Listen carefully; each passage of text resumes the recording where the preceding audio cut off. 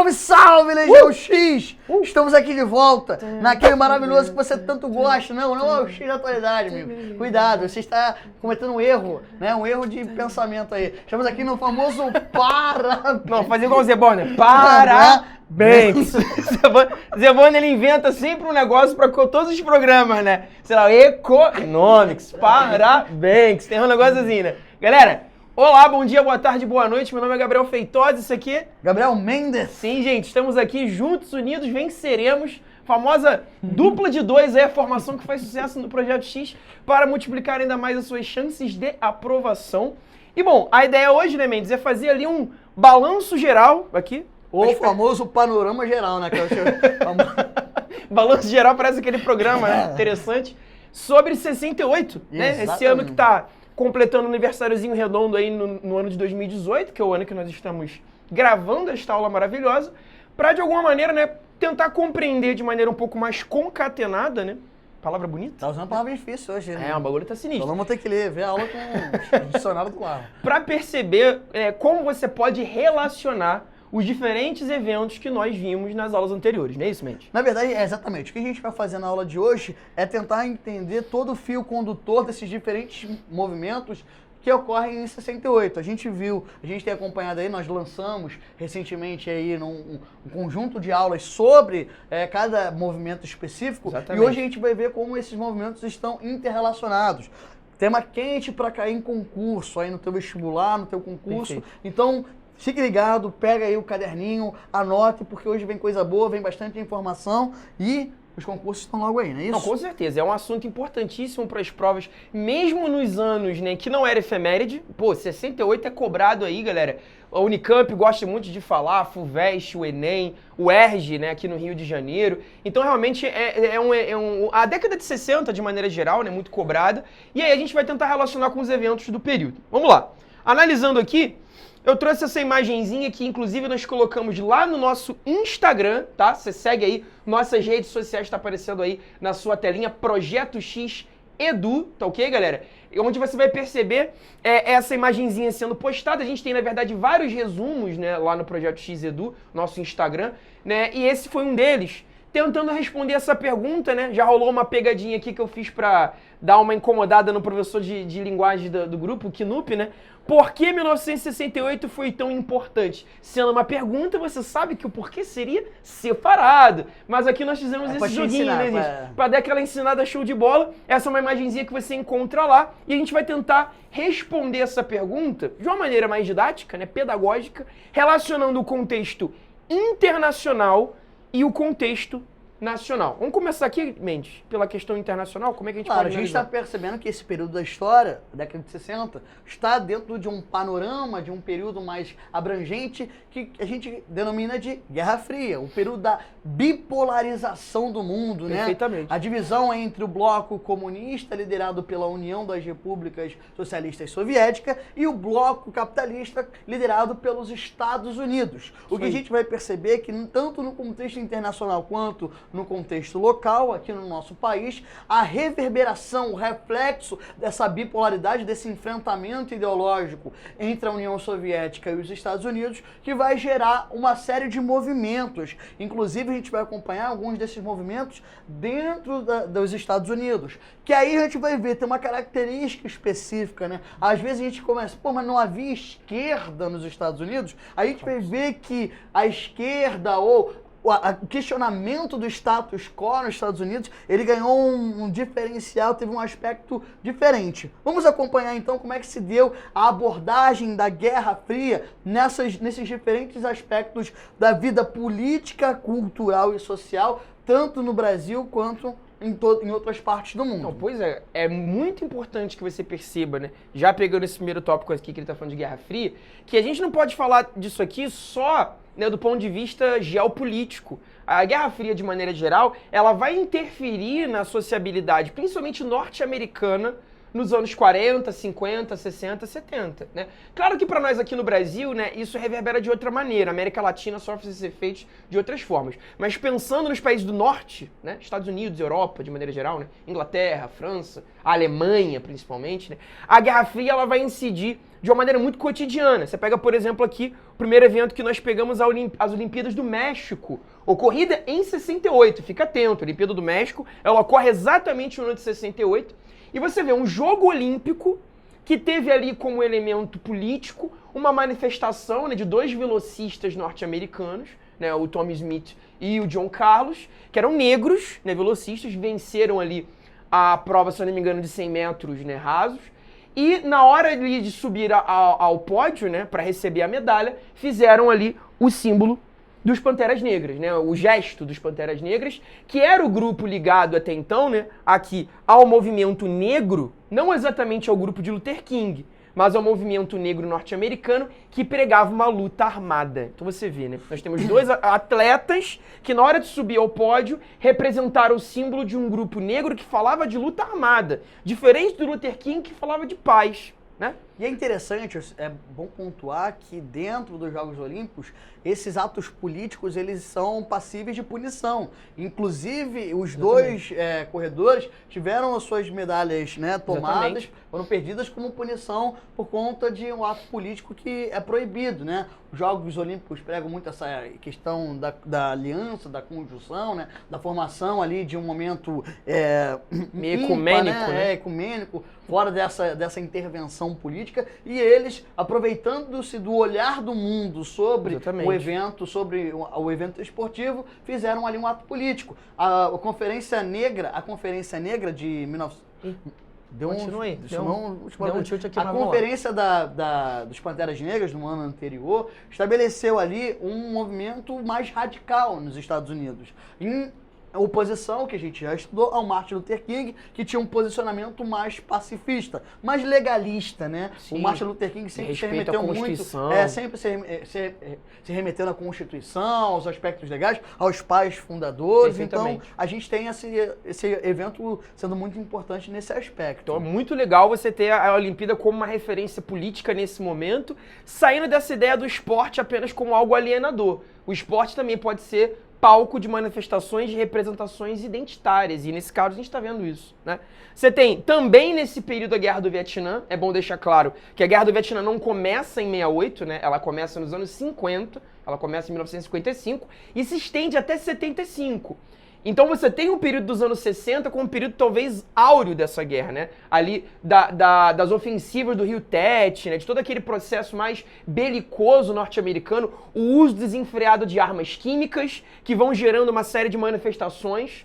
Estados Unidos, França, Inglaterra, de maneira geral, a elite intelectual no mundo, né, se coloca contra a Guerra do Vietnã, os estudantes, você tem uma série de pensadores que levantam bandeiras contrárias à guerra, né, pegando ali o próprio Marcuse, né, ali membro da Escola de Frankfurt, os grandes, né, filósofos que pensavam críticas ao modelo industrialista nos anos 60 e 70. Os né? escritores da chamada geração Beat, Sim, a perfeito. importância da Guerra do Vietnã como um aspecto de mobilização das diferentes classes políticas, culturais dos Estados Unidos, né?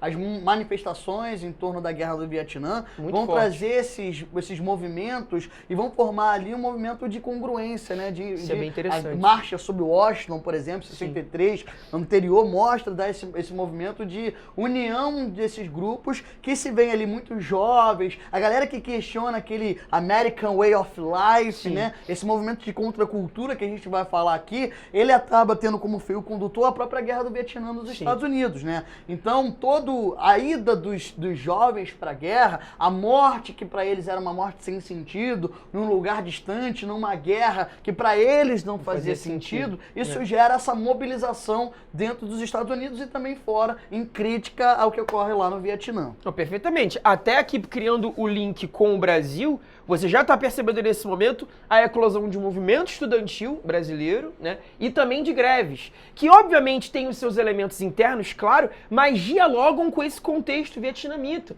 onde você vai ver o movimento hippie, que vai ganhar, né, a sua versão brasileira com a Tropicália, você vai ver todo o movimento musical ligado ao teatro, você lembra do Augusto Boal, né, durante o período, né, militar, estabelecendo ali um teatro do oprimido, com temáticas sociais, o cinema novo explorando essas temáticas sociais do Brasil regional, né, do Brasil local, e que pode explorar também esses elementos de classe, né, de disputa de poder, né, entre o trabalhador e o patrão. Então você vê, são elementos que dialogam, não dá pra gente descolar os contextos. Eles, na verdade, vão entendendo ali uma conexão, né? E o próprio Caetano lá no seu Verdade Tropical, ele fala justamente da influência da contracultura. O próprio Caetano, no momento inicial do Tropicália, não dizia que a Tropicália era um movimento de esquerda, né? Isso fica muito mais evidente quando o processo da ditadura se torna mais violento, aí com a censura se tornando cada vez maior, com as chamadas músicas de protesto que vão estar muito presentes na década de 70, como por exemplo Geraldo Vandré, mas todas, também, né? Exatamente, todas elas questionando o status quo, se não fazendo uma propaganda ideológica tão acirrada, mas de enfrentamento do status quo, ou seja, da manutenção das coisas como elas estavam, né? Isso é muito interessante. E essa é a grande novidade que 68 traz, essa mudança, né, esse questionamento da ordem estabelecida. O que acontece, por exemplo, na França, em maio de 68, quando os estudantes secundaristas na França questionam ali uma reforma educacional, e lembrem-se, tá, isso pode ser questão aí no Enem, justamente por conta a gente sabe das mudanças que estão acontecendo, a reforma do ensino médio que está acontecendo no Brasil atualmente, que questionam ali, a partir do questionamento da reforma educacional, passam a questionar uma série de outras questões dentro da França. E como isso vai reverberar não apenas na Europa, mas também aqui no Brasil. Nossa, isso é muito interessante de perceber, né?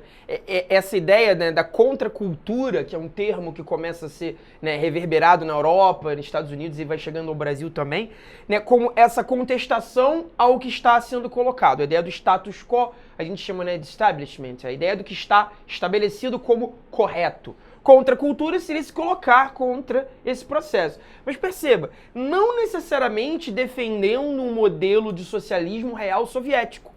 Você vai perceber que 68 é um ponto, né, onde a juventude vai tentar propor também uma humanização do socialismo, criticando o modelo soviético também. A gente vê isso na Primavera de Praga, né, que foi comentado inclusive aqui numa aula anterior muito interessante com o Mendes. Apareceu no cardzinho aqui em cima. Dá uma olhadinha na aula de Primavera de Praga, você percebe isso. Porque o aluno às vezes coloca, essa bipolaridade, ela é muito opaca, né?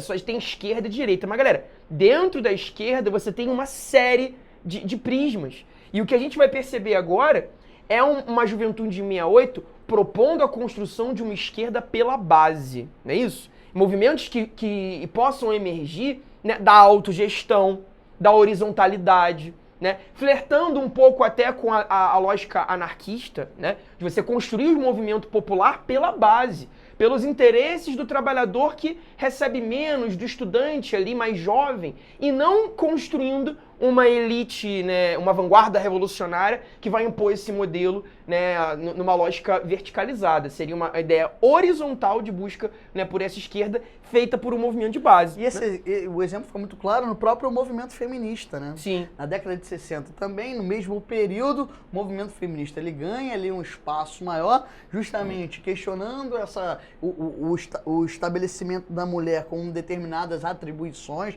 e responsabilidades. Sim. E pregando ali uma mulher mais, obviamente, autônoma, com mais autonomia, mais independência, que tem o direito de fazer as suas próprias escolhas. Sim. Então você não vê nesse aspecto uma revolução política em termos, né, clássicos, justamente da direita e da esquerda, mas num viés libertário, né? Libertário. Um viés de mudança daquilo que está imposto. E até criticando também o próprio modelo feminista que vigorava, que era branco, de classe média, né, intelectualizado, que é um movimento que vem ali, né, das sufragistas do século XIX, muito pautado na França.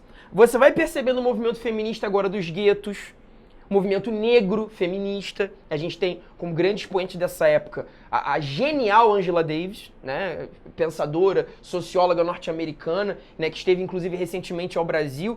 Tem questão dela já aparecendo em prova, o que é muito legal, né, porque você tira o protagonismo do movimento feminista apenas da elite branca intelectualizada. Você joga, né, essa questão para o movimento feminista negro LGBT, né, que são pensadoras, lésbicas, negras, mulheres, e que vão tentar perceber, pô, nós não somos representadas nesse feminismo que está aí. Na verdade, nós temos que abrir mais, estabelecer essa lógica que seja mais interseccional, né? Então você vê, né? O Allen Ginsberg, por exemplo, da geração Sim, Beat, que é como um grande símbolo, né? O poeta homossexual que prega uma total inversão dos valores que eram então estabelecidos, né? Estéticos, né?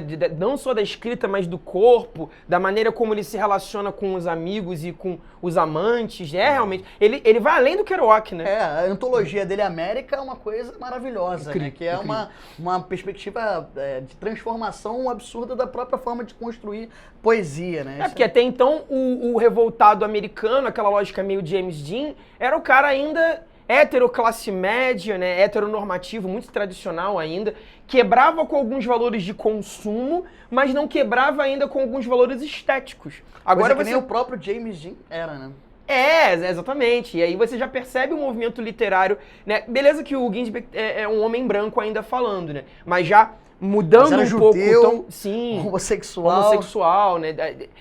Avidamente marxista, mas criticando o marxismo de dentro, né? Então você vê como o 68 realmente é um ano onde você vai tendo uma amplitude revolucionária. A própria ideia de revolução ganha parâmetros muito maiores, muito, né, além do que se fazia anteriormente. E isso, obviamente, no Brasil também vai ter seus elementos. E por que 68, você vai explicar magistralmente, por que esse 68 teve um impacto tão grande, além desse fator externo, que obviamente vai influenciar a nossa intelectualidade, os nossos jovens nesse período, porque internamente esses movimentos ganham mais espaço?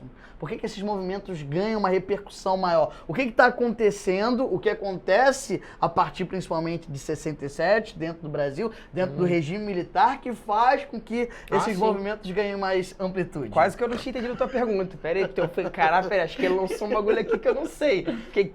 Não, mas aí você lançou a deixa e eu saquei.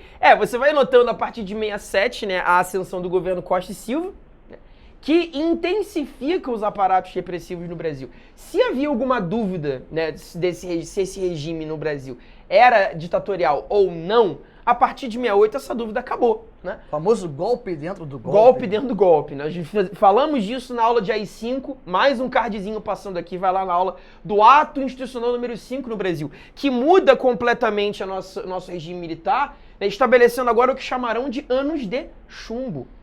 Fim, né, dos nossos direitos mais básicos, como o caso do habeas corpus, direito, né, à liberdade de expressão, agora que você tem uma censura prévia. Então isso também intensifica essas questões. A própria luta armada vai chegar a níveis, né, de intervenção muito mais agressivos, tanto que os assassinatos, as execuções dos líderes guerrilheiros ocorrem respectivamente ali em 69, 70, 71, né, que é o Marighella, Lamarca, né, o momento áureo ali dos sequestros a embaixadores, onde de fato a guerrilha vai tomar uma atitude mais ligada à mídia, incomodando mesmo, né, a classe média de maneira geral, não ficando mais ali à sombra como estava até então. Então realmente 68 mexe com esses ânimos, tanto aqui como lá fora, e é legal que você perceba a própria ideia de primavera, né, pra gente encaminhar uma resolução aqui, né.